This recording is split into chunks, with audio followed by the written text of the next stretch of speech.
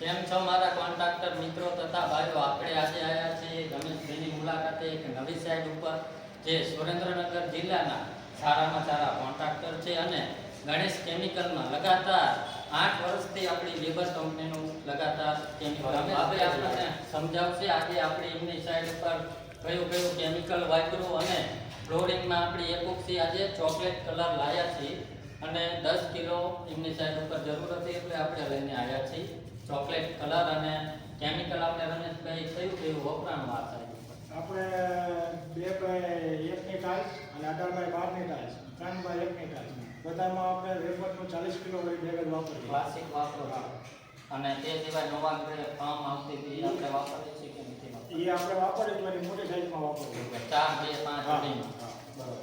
આપણે દર્શક મિત્રો આપ જોઈ શકો છો, બતાવો.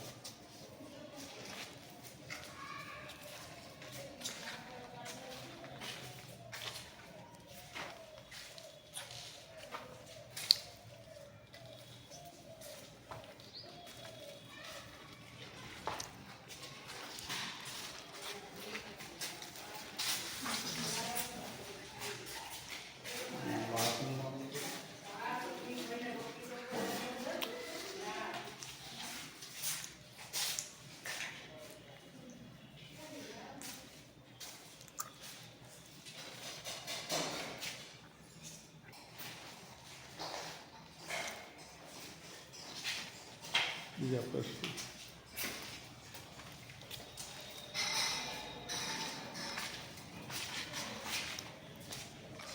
બીજું આપણે રમેશભાઈને એ પૂછવા માંગીશું કે આપણા કેમિકલમાં કોઈ જાતની ફરિયાદ આવે છે? એપોક્સીમાં કલરમાં અલગ અલગ કલર થાય છે કે એક જ ધારો 5 કિલો મટીરિયલ લેવી એમાં એક જ કલર નીકળે છે? તો તમે સમજાવો. આપણે વેફરનું એપોક્સી 8 વર્ષથી વાપરીએ છીએ. હા, બરોબર. અને આપણને હજુ લગી કોઈ ફરિયાદ નથી.